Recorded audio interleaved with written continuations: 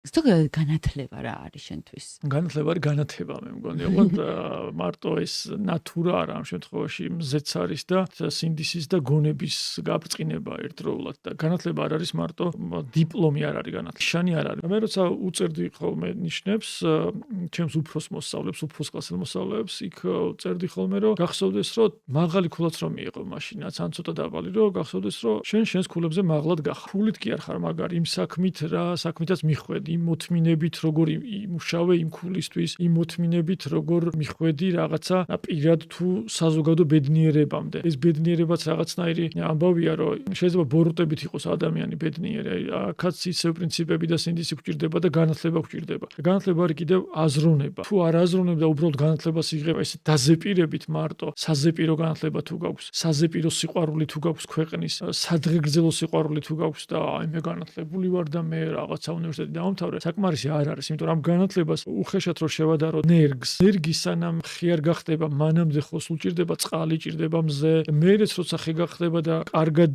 მიებმევა მიწას, მერეც ჭირდება მზე, ჭირდება განვითარება, ჭირდება წყალი უნდა მოიპოვოს ქვემოდან, რაღაც კიდევ ჭირდება და ესე ჭირდება განათლებასაც, სულ საზრდო ჭირდება, რომ განვითარდეს.